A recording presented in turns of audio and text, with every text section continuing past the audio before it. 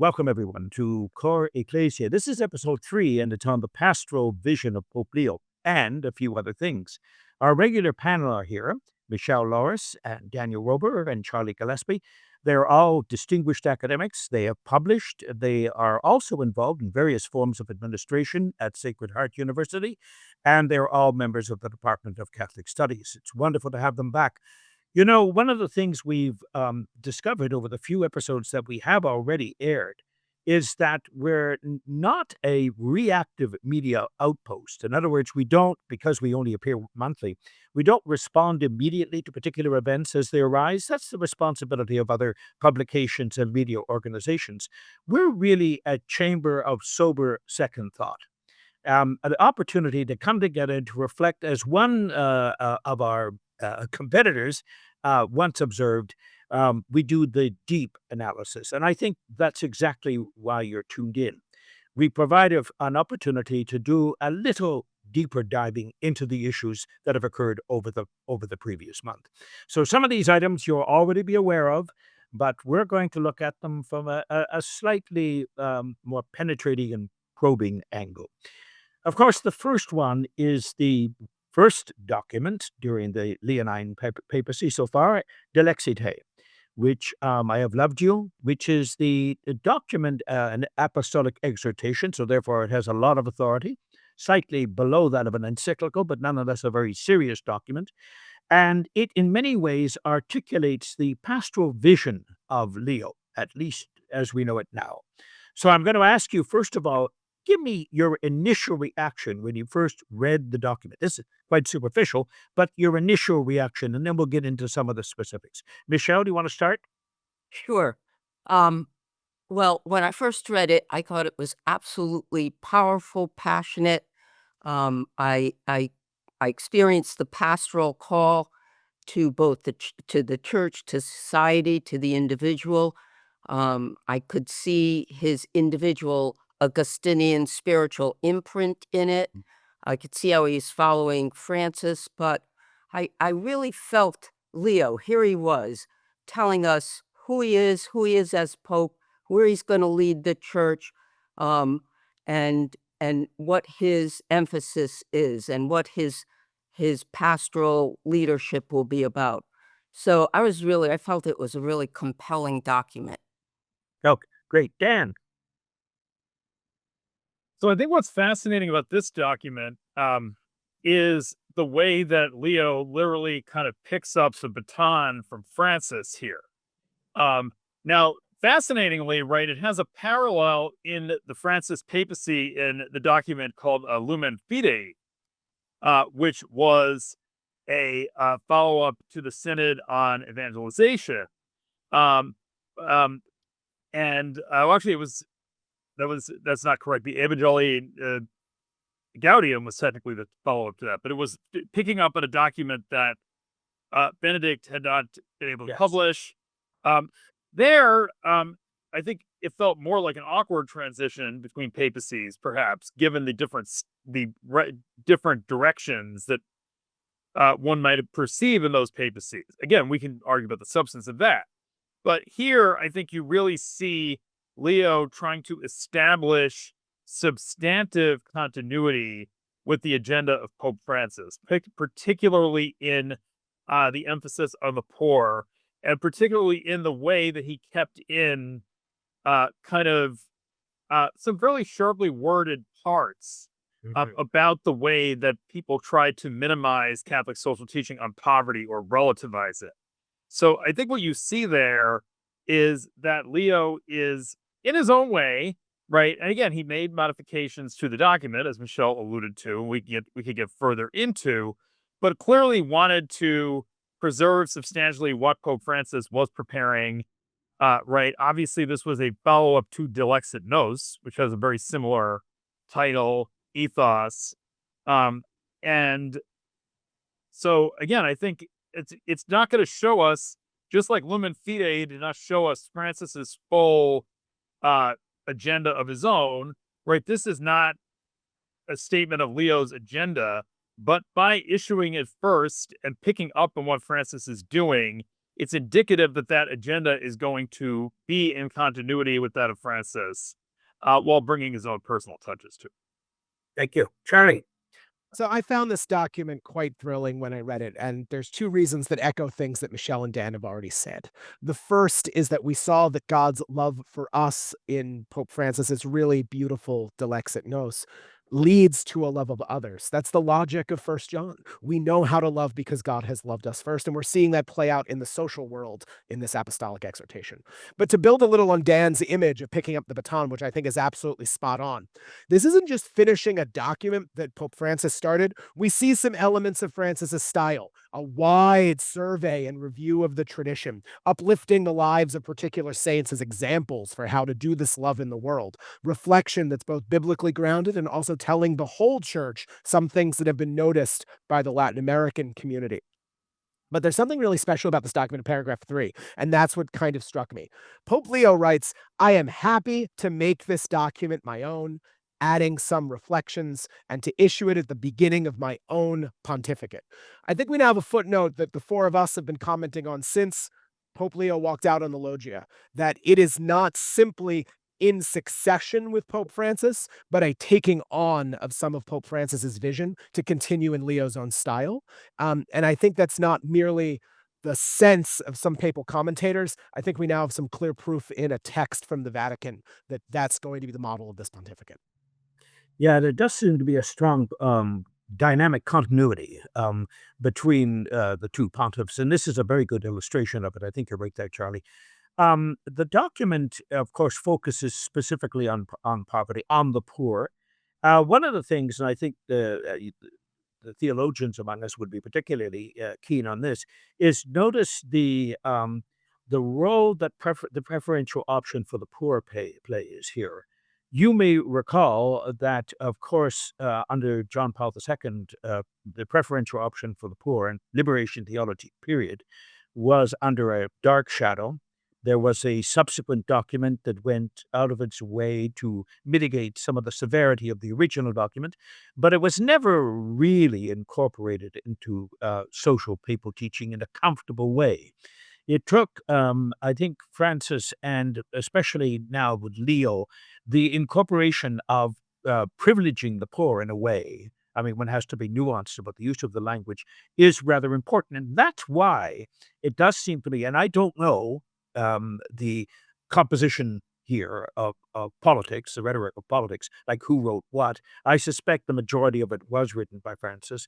But one of the things that's interesting is how it's connected historically and biblically. The social doctrine sources, the list of the religious orders, for instance, that were involved in apostles to the poor. Sometimes it reads like a long list of accomplishments, but it does that because it wants to put it in the context of the history of the church's treatment of the poor. Now, I don't know whether that's an Augustinian or it's Franciscan emphasis, but whatever it is an important one to see. Any further comments than initially in terms of the document? Because it is a hybrid document, we still have to wait until we have the full voice of Leo, right? But what we see here is that dynamic of continuity. So it's a wonderful illustration of, I think, the direction that Leo wants to take the church.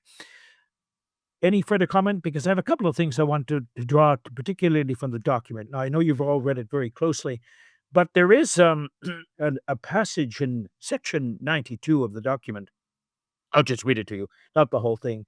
He talks about the dignity of every human person must be respected today, not tomorrow, and the extreme poverty of all those to whom this dignity is denied should constantly weigh upon our consciences. That's strong language, actually. He does occasionally move in this dramatic way, which echoes, in my view, some of the work of Pope Paul VI, especially on issues of social and economic inequity. How do you see him moving forward with this, particularly in light of the fact that he is the first American Pope? How do you see this, Michelle? Well, I mean, one of the things I tried to allude to before is I think that this is part of his singular stamp. And I think it comes from his Augustinian spirituality, really. I think that he is telling us, the incarnation of Christ, the body of Christ, is the body of the poor. And if we ignore the poor, we ignore Christ, right? He's telling us that the poor are the sacramental presence of Jesus Christ. And so, yes, he's calling really loudly to our, if we ignore the poor, we're not paying attention to the Gospels. And I think we've seen Leo do that, make statements like that in a number of different ways. He spoke to, for example, a group of academics and leaders sponsored by Villanova. And he talked to them and he said the same thing about the need to reach out to the migrants, to the marginalized. He spoke to the Society of Jesus. He said that he called to them to do a very similar thing. And so I think that this is something that we'll hear from Leo over and over again. And I think it's a product of, yes, he is following Francis, but he's not following Francis just because he's following Francis. It's part of his formation. It was part of his formation as an Augustinian. It was part of his formation when he was in Peru, that he would follow that Vatican II, if you will, extension of the church into the world, and that, as he says, what does he say? The burning heart of the mission of the church is to care for the poor. And I think that a lot of Leo's formation has led him to that. While I agree with Dan and all of you that certainly he's following Francis and a good deal of this is Francis, but Leo has his own heart in this. And I think we'll hear this. I think we'll hear him saying this over and over. It's an important point you raise, Michelle, because of all the popes speaking about poverty, he's the only one who's actually lived it. I mean, when you look at the years, the pictures, the mission in Peru, his understanding of the poor is more visceral and less abstract than some of the Exactly. Exactly. I think that's very important because it helps us to realize that for him this isn't an abstract exercise. Working as a priest and subsequently as a bishop in Peru really shaped his theological sensibility. Dan, do you want to step in on this now? Yeah, so I think I want to point out the kind of what might seem like irony, but I think it's also providence of this document coming out in the midst of the U.S. government shutdown situation. Specifically, right, we're talking about it right in the eve of a really serious issue going on with SNAP benefits being frozen because of the shutdown in a couple of days. Right, that one of the things that I think Leo is going to continue doing in the vein of Francis is pushing back against American political libertarianism, right? Which is a really specifically American tradition, right?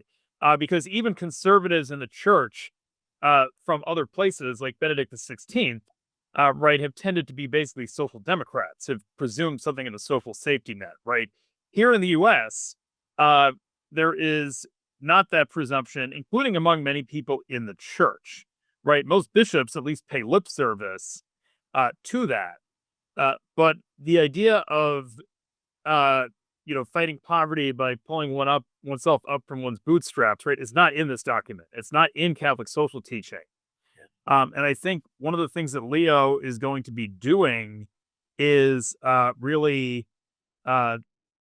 pouring cold water on that idea that you can reconcile these things. And that's going to be a tough pill. And that's already led to some, again, as we've seen with other things from Leo, to some consternation, mostly in sort of far right circles that I expect will spread somewhat as the message does not let up.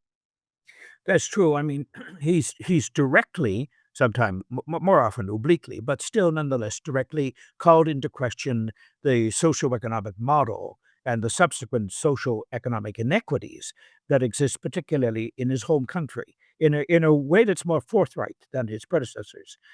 Charlie, you want to put your R in here? Sure. I think Michelle and Dan have raised really important points about thinking about this really striking sentence you gave us, Michael, which is respecting dignity today, not tomorrow, means that the ethical charge to respond to the violation of human dignity of extreme poverty on the whole planet is an obligation of the present moment. I think that's signaling for us a number of things. The first thing is signaling, like we discussed earlier, the debate about whether the theology of liberation is coherent with the Catholic vision of the world. That debate has moved to the next statement, which is God has a preferential option for the poor. We can see that in the tradition. How do we act on that today and not leave it just for an eschatological hope for economic issues to be resolved? There's an obligation to respond to these things in the here and now. But the second thing I think Michelle brought up about Pope Leo's Augustinianism that's really important to emphasize is this concern for the poor comes out of a sense that there is a universal end of all goods in the common good. And that is a tradition throughout the years of the Catholic intellectual tradition. It gets picked up by Thomas, it gets picked up by Leo the 13th. But what we see in this document is a real sense of when we think about questions of poverty, questions of material sharing, questions of how do you grapple with a world that is producing more than it ever could use, but it's disproportionately located in only a small fraction of the humans on the planet. How do we think about that as misusing creation? And that tradition goes to Ambrose and Augustine, as we see in this document. So, all of which is to say, it's really interesting to move those economic questions primarily to a concern about dignity, when often those words about dignity tend to be issues of life, issues of just war, issues of how the family is organized. And instead, Pope Leo is reminding us that any conversation about dignity also includes our economic lives. Yes, I think so. I mean, dignity is constitutive of human meaning, and by emphasizing that rather than just economic systems, he tries to bring together all the threads to create a larger mosaic or canvas. Here's something that I think is important to recognize that Francis undertook in his role as Bishop of Rome to give visual evidence of concern for the poor. The Cardinal Almoner, has this particular responsibility to look after the poor in Rome, was charged often by Francis to see to the needs of those who had gathered in the Piazza di San Pietro, who would sleep overnight and require food in the morning between the porticos and whatnot. Francis actually acted on this. Now, to date, we don't have as dramatic evidence of Leo's acting on this. In fact, we have some kind of counter evidence. The amount of money that was involved in the reshaping of the offices to accommodate his living conditions. Also, and then greatly to his credit, bringing in brother Augustinians to be part of a community. I think that's a wonderful and unique development. But at the same time, we're still waiting for evidence from Rome to provide us with a concrete example of disinvestment or deinvestment or whatever, whereby the church is saying, look, structurally and in terms of leadership, we have to really identify with the poor. And that means sometimes concrete action, right? That sends a message to bishops throughout the world to say, do I need my palace? Do I need all these churches that are largely, or some of them empty now because population shift to the suburbs or simply the hemorrhaging of Catholic attendance or whatever? So I think that gesture we're still waiting for. Am I unrealistic in this, or am I being unkind to Leo? What do you think? You're being And too kind to he's a bishop probably build churches. It's not, in fact, often the poor are disproportionately affected by the closure of parishes rather than the beneficiaries of it. Ah, good point. Very good point. I think too, though, he's given some of this. Who was the bishop he saw? Mark Seitz, and Yes, Mark Sykes. yes, and they brought all kinds of letters from the migrants here, and he's asking the bishops, especially the bishops of America, to take responsibility and to um, and to speak out and to take action. And so in some ways, no, we haven't seen Leo quite do, but again, are we 6 months into That's right. his And he's also dealing with Vatican deficits, right? So I mean, right? he has And challenges of his own to bear. but he has not stopped making this a focus in his conversations, and he is trying to speak to the American bishops to take responsibility, to speak out against what's happening in the United States. And as I said, or the groups that he spoke to that were supported by that conference supported by Villanova and the Jesuits, he's saying this. And as you pointed out, Michael, and as I pointed out, I mean, he did live how many years of his life Yes, actually doing absolutely. this? Absolutely. Absolutely. Charlie? Yeah, on this one, Michael, I do think you're being slightly unfair. That's the joy of our conversations because we can Oh, disagree, absolutely. No. right? But the reason I think you're being slightly unfair is because what Francis did was open this vision of episcopal leadership in the Bishop of Rome as one that has attentive to the local community. And I think what Pope Leo is reminding us is that that can't mean because someone in the Vatican is doing it, you don't have to do it at home. So I wonder actually if moving to structures, if moving to concern for how we bring people together and do things like see the Holy Roman Pontiff as someone living in community, if those are the kind of statements about the poverty of isolation that Pope Leo is going for, rather than trying to replicate Pope Francis's singular, to use a Michael Higgins word, disruption to the tradition of the monarchical papacy and emphasize that the role of the Holy Roman Pontiff is to care for the people of Rome. I think we're seeing a development of that. To note that in the history of the church, we will always be talking about Pope Francis teaching that lesson. And now is a way to see how do you scale it to a global community. Michael, Is it a yeah, just continuation please, of that really, Augustinian Michael. impulse you continue to talk about, Charlie, do you think? I do actually. I think one, it's an emphasis on community and the fact that poverty is always engaging with humans, right? It's also a sense that we have to share the goods, right? To Dan's point, church closures are as much about the diocese bottom line as it is about thinking about anchors of communities. And I don't know how often bishops in the United States, at least, have had considerations around parish closure that are about the people the parish serves, in addition to the people worshiping in the parish. Those two things are connected in those buildings. And sometimes those concerns aren't surfaced. I think an Augustinian sense of the universal end of all goods and enjoyment in God, that's one of the ways we come together in these community centers. Yes. And Michael, can I add yes. one thing? Sure, Michelle. Oh, I'm sorry, but when he was at Gandolfo, one of the things he did was invite all of the homeless people to lunch and to breakfast. A small gesture, but nonetheless, it was an early gesture. Yeah. No, no, absolutely. And that does raise questions around with the role of bishops that both Charlie and Dan have alluded to in the context of the evolving Leonine Church. And I want to just turn now briefly to politics and the papacy, because this is going to be a very important role. I don't know if you saw the article by Clifford Longley, who's the contributing editor to the Tablet, and he wrote an article recently, quite controversial piece, on Pope Leo saving democracy. And he makes the argument partly on the basis of Leo XIII, what he had to face in the late 19th century, but also what Leo now has to face in a time that is tremulous, a time of great peril, a time of the fracturing of nations, and a particular role that the current U.S. political administration plays in that larger scene.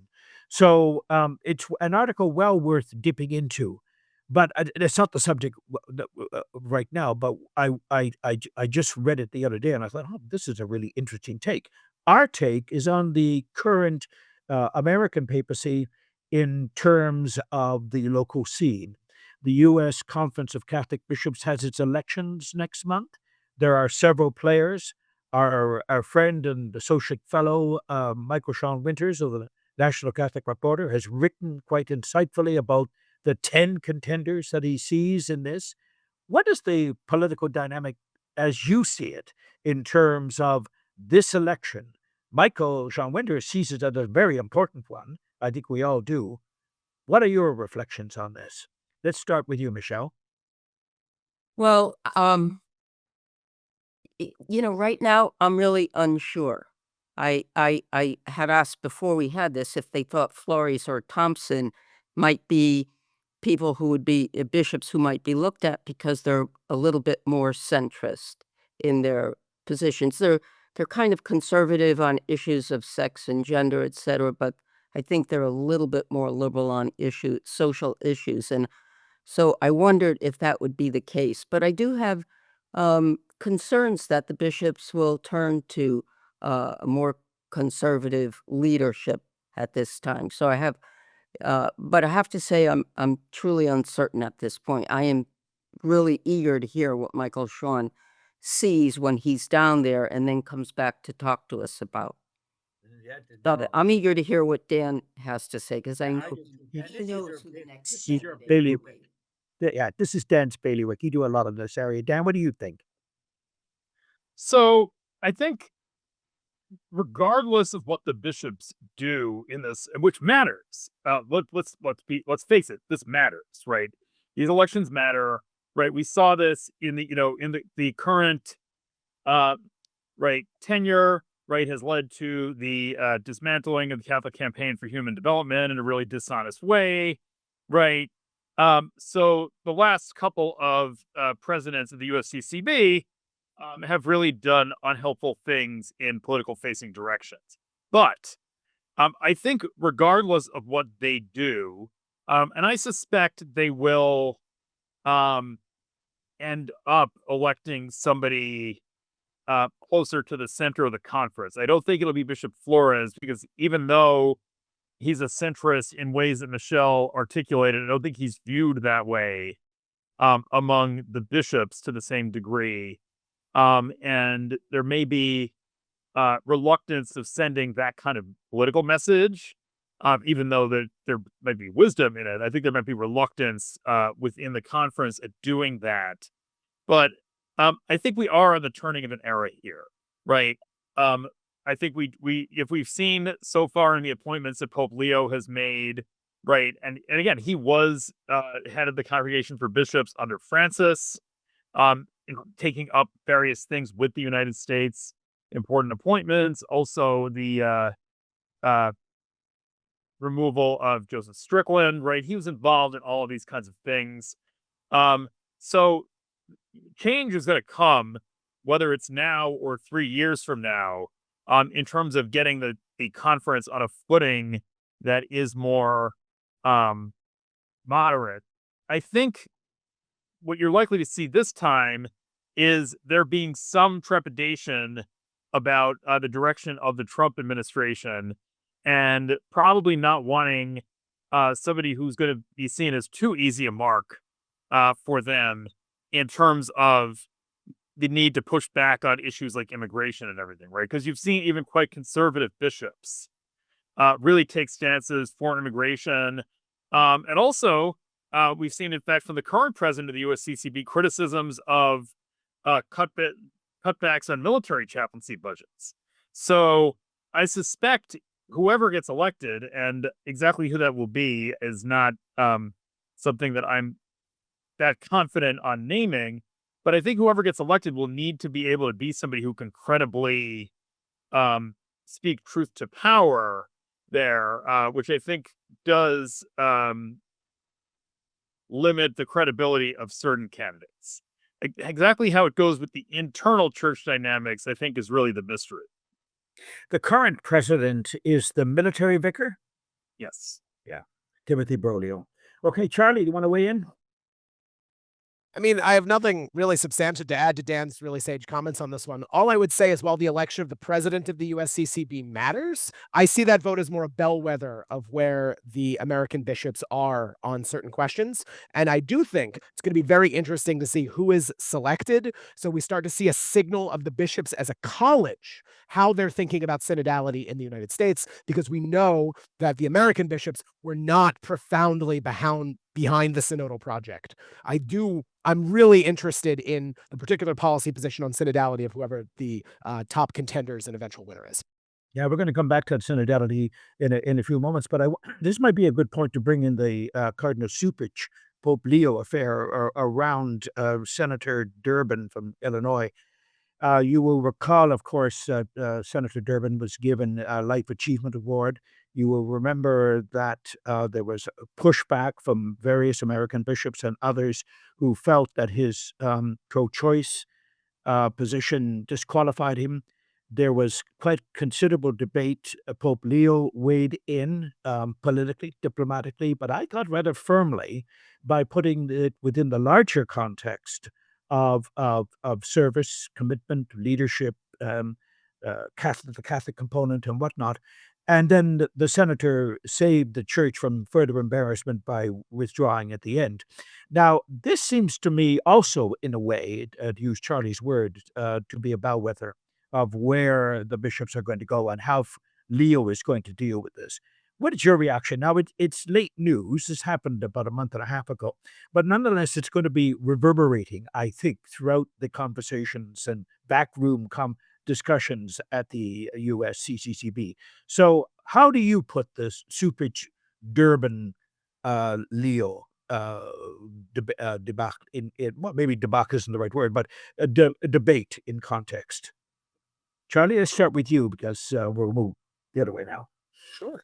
I think the only thing I would comment on, because I'm curious to hear Dan and Michelle's takes on this, but the one thing I would say is what Pope Leo did in that exchange is demonstrate that the Pope is going to weigh in as the universal teacher of the universal church and remind the American church that single issue morality doesn't seem to work with the grammar of Holy Catholic Church that's seeking universality. And I think that that's a really interesting way to enter political debate in that regard.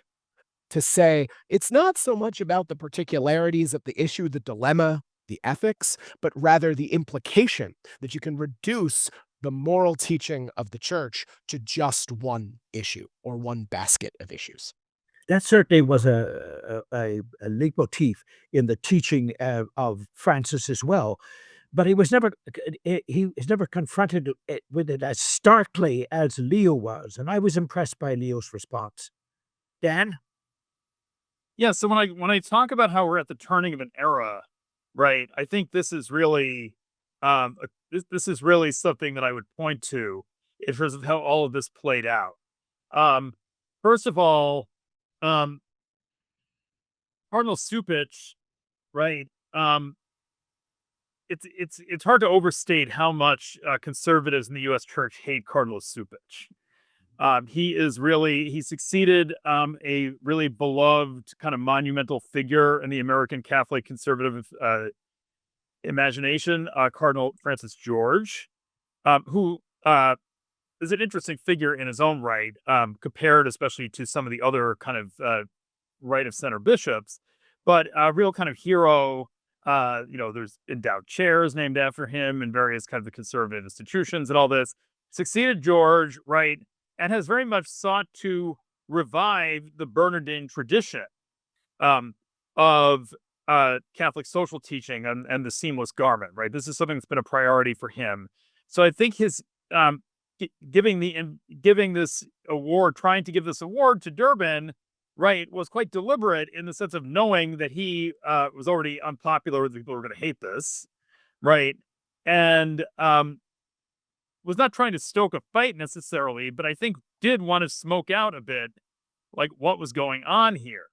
And you saw this in the way that he stood his ground on it, was expecting what happened, and in the way ultimately that Pope Leo did back him, showed that he knew exactly what was going on. Leo's comments were fascinating because he started off prefacing his comments by saying, "Well, I don't know much about the specifics," and then immediately demonstrated that he knew everything about the specifics, right? That he was quite aware of what was going on. So I think Supich was confident that he would be backed up here. But also, right, the opposition within the bishops' conference, vocal opposition was not that strong. And the attempt, it was credibly reported on Where Peter Is, that there was an attempt to mount an effort to censure Cardinal Supich for this, right, which would have been quite a drastic move. But there were a lot of bishops who, a certain amount of bishops anyway, apparently a small amount, who wanted the conference to censure him and felt that conference leadership might be willing to do that, given who the conference leaders are, and they're lame ducks, they're about to step down. And pretty quickly, upon these rumors swirling, the bishops' conference confirmed, no, the conference cannot step into matters of individual bishops. So they fell back upon another one of their kind of intellectual heroes, Benedict XVI, in terms of affirming the authority of the individual bishop vis-a-vis the bishops' conference. Yes. Ironically, in this case, serving to validate somebody who many of them did not want to validate. So again, I think this is probably, again, there are going to be aftershocks of this era, but I think this is a sign of the turning of the tide in the U.S. church, at least in the Episcopal level, against the culture warriors on the right. Which again does not mean the U.S. church is going to change drastically, because lay influencers now have more say than bishops. But in terms of the Episcopal Conference, I think this is a major turning point. Do you think, in part, the bishops who would have opposed Dermot and Subich did a nervous reading of Leo's intervention and decide that they didn't want to be seen in any way to be contesting Leo? No, his intervention came after they would have done what they were going to do anyway. Okay. I think many of them actually did a nervous anticipation of the kind of reaction this might receive. I think many of them were aware that Cardinal Supich was seen as close to Pope Leo and as having been instrumental in his election. Yeah. So I think their reading of the pontificate was that it might not be a good idea to weigh in, to put themselves on the record. I think more of them were probably trying to pull strings with Archbishop Broglio at the bishops' conference, who's already not a friend of Leo's, to be somebody who could just issue a censure and on his way out the door, right? Figuring he's close to retirement, isn't really going to get any promotions anyway. And that didn't work also. But I think that was more the move, was trying to go behind the scenes and get something done within the U.S. church. Very observant. I saw Archbishop Broglio in a couple of cases covering the synod on synodality in Rome, and he's reminiscent of a certain kind of clerical leader that was, in style at least, at odds with Francis, and I suspect the case with Leo as well. Michelle? Well, I don't have too much to add, but I would say it was clear, probably what Dan is saying, that the bishops did realize that Cardinal Supich, having supported Leo's appointment as election as Pope, that they have a closeness, and we saw that this summer at that White Sox game, right? He had the Pope come in and talk, and by the way, it was Donald Trump's birthday and military parade. But what struck me was Leo's statement, right? It was a statement that said, if you're pro-life, I can't imagine that if you're pro-life about abortion, but, you're in favor of the inhumane treatment of migrants, or you're in favor of the death penalty, how you can be pro-life. And so I think he's upholding here, individual conscience in some ways. I think he's certainly talking to what Charlie said, a whole spectrum. It's not just a singular moral issue, right? That there's a spectrum here that we're looking at if we're pro-life. And I think, there was something else he said, and I just can't remember it, that spoke to the idea of the need for dialogue. So yes, I think clearly, there is the support of Cardinal Supich. In fact, it was after that. Didn't he appoint Cardinal Supich to the Commission of Vatican City, right? It was only just a short while after that. Yeah. So maybe there is a turning point here, Dan. I'm not sure what that turning point will be, but I thought Leo's comment was important, because as Pope, he's saying, he is saying something about the morality, or the whole spectrum of a moral vision, and And he spoke clearly about that. And even though he didn't intervene, he did intervene. Well, when you think about it, is something happening to Chicago? Is this a geo-regional ecclesial thing? I mean, Bernardine was Archbishop of Chicago, of course. Supich is the current Cardinal Archbishop. And Leo is a Chicago boy. I mean, is the church moving to Chicago, do you think, Dan? Well, I mean, again, the See of Chicago, going back to Cardinal Mundelein, Corporation Soul, as he made himself, and the notable book on him is titled, right? That is a see that, in a lot of ways, encapsulates so many different dynamics in the United States because it's a major urban center, right? It's the fourth largest city in the United States, right? But meanwhile, you go up to the top of um, the now called the Willis Tower, I would, called the Sears Tower. Right. You go up to the top of there and you can see farmland. Right. And so, right, it's a major city right on the edge of more rural areas. Also various different ethnic groups of the church in the United States are collected there. So I do think it has a sort of symbolic value in a way that gets underestimated by people who focus on places like New York or Washington. That in terms of like trying to find a center for the American church in terms of where people are at, right? In a lot of ways, Chicago is a decent place to look. Well, it appears that the Oval Office doesn't look at Chicago in a way of pleasure and approval. So maybe that's yet another sign of its prophetic powers and capacity. And speaking of that, Robert Mickens, our friend, who was for many years correspondent for the Tablet, works for UCA News and in several other organizations, wrote an article recently that you may or may not have read, which has the wonderfully provocative title of no, I'm not going to find it now here, about Trump and normalization of Trump. And Robert suggests very strongly that Pope Leo avoid any kind of contact with Donald Trump. He felt it was, in a sense, getting into the sewer. I think that's rather wrong-headed, actually, and I think there's likely to be some kind of collision down the line. And in a way, this shouldn't surprise us. How do you think the Leo, as an American, yes, I know he also identifies as a Latin American, quite justifiably, but as an American and the first American president, is the senior Lord Spiritual on the planet going to work with the senior Lord Temporal on the planet when there is obviously a wide chasm that exists between them in terms of values, in terms of ethics, and many other things? Charlie, I'll start with you.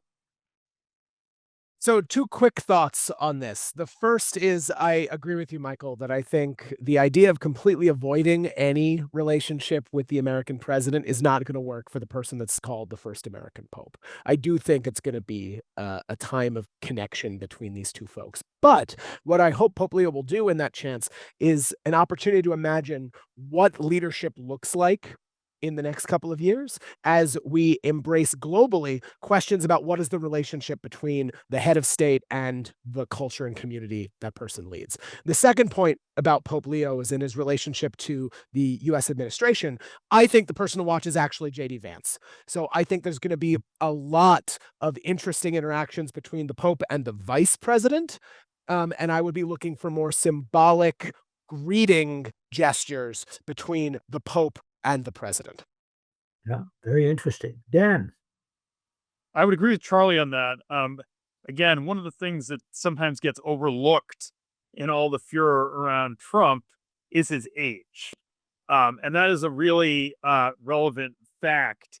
And it is certainly one that was relevant in the last administration for Joe Biden, but one that's increasingly relevant for Trump, right? Is that certainly a lot of what goes on in the administration is defined by his personality and the way that he conducts things through his social media posts and everything. But, right, the real substance of this administration, as compared to the first one, is actually more in what sometimes gets called Project 2025, right? Which to me might be slightly overused as a symbol, but is useful in terms of that there's an agenda being carried out by people who are ideologically committed in a way that was not the case during the first Trump administration. And J.D. Vance is, even though you can argue whether he's ideologically committed to anything, certainly is symbolic of those people in the sense of that he is taking an opportunity and running with it here. And he is somebody that Pope Leo, as cardinal, was quite indirectly, but directly enough, critical of in his retweeting of the NCR article about J.D. Vance being wrong. So, yes, I do suspect, and especially because at that time, J.D. Vance was daring to wrap himself in the mantle of St. Augustine to attempt to justify the administration's policies. So I do expect that I do expect, following Charlie, there to be significant back and forth there, more in private, certainly, than what we saw in February. But again, any pope, right, with political matters has to walk the line, right, between prophecy, right, and realpolitik. And every pope has done that, including popes like John Paul II, who were viewed as having prophetic voices, right? Now, again, one does not want to get into, and I've mentioned this before in our discussions of Leo as somebody with a cautious personality in some respects, right? One, must be haunted by the specter of Pius XII, right? And the idea of concordat diplomacy and politeness superseding everything. And I think this is what Robert is concerned about. But I think I'm not convinced that that's going to be the case. I do think he's going to walk that line, maybe at a different place than Francis did. Although, again, Francis dealt with Donald Trump during his first administration, right? And was somebody who was, willing to deal with and, try to deal with people like Vladimir Putin too. Yes. So I think, and Francis did provide a very gentle but clear rebuke of President Trump when he talked about the importance of building bridges rather than building walls. I just want one point before we get to Michelle. One point I want to ask you here. I wonder if it's a two-pronged Trump strategy to have Vice President Vance, who's a convert Catholic, coupled with a cradle Catholic and quite conservative U.S. ambassador to the Holy See, so that you have some strong presence there, but the president keeps some distance because any kind of theological or philosophical orbit is clearly not something that he's comfortable with. So he has a Catholic, U.S. Catholic presence, but it is a predominantly conservative one, right? And that's not in itself surprising. Michelle? So I would agree with Dan and Charlie that probably in the beginning we'll see Leo's relationship with Vance and commentary and some kind of communication between the two. But Leo has said that the church does need to speak out. He said that in Ecclesiae, that it's necessary for the church to speak out on social matters, and Leo has also indicated that I can't remember the exact quote, but he sees himself as a global leader. And he's a careful canon lawyer, thinker, and he is a really intelligent person. And so I think Leo, in time, will, when, I'm not sure when that time will be, but I don't think he'll be afraid to have conversation with Trump. There's been talk about maybe he's coming to the United States. And so I can't imagine that he would come to the United States and not have some interaction with Trump. But I don't think he's not the kind of person, as a careful canon lawyer thinker, he's not going to jump into the, quote, sewer. He's not going to do that. He's going to wait and and see when it's appropriate for him as a global leader, as a leader of the Catholic Church, which needs to speak out on certain issues, to make that statement. And maybe preliminary to that will be his conversations with the ambassador or with J.D. Vance, which, we've already seen him respond to Vance a couple of times. And I'm glad you brought us back to Delexity, because Michelle, because that's how we started, and that's how we're now going to end. We have to wrap up here in a minute. Just a couple of things for us as a panel to keep our eyes on. Leo has done all kinds of things since he issued Delexity, right? Yeah, I don't know if you have a chance to see it, but a letter, a paper that he gave on Catholic universities and Catholic schools, in which he talks about the priority of, brace yourself for this, poetry, irony. I think this is wonderful. I haven't seen anything like this before. What are the qualities of Catholic higher education? What are the things we should be doing in Catholic schools? And then, of course, he also did a marvelous homily on synodality at the summit, where they're bringing in the pastoral teams and others that have been gathered in Rome recently. So we have lots of material. It's not like Leo is not doing things. He's doing lots of things. And we're going to see many things published. Many are already commenting on the fact that they think his first encyclical will be a social encyclical, very much in the tradition of Rerum Novarum. That's not surprising. It's been a pattern amongst many of the popes, especially this one. It's something to look forward to. So we're going to wrap it up now because our time has come to an end. I think we're going to try and get Michael Sean Winters to join us for our next session. Michelle is going to undertake that, and we'll have more conversations about the Leonine papacy and both the political and theological and spiritual challenges facing our first Augustinian Pope. Okay, thank you.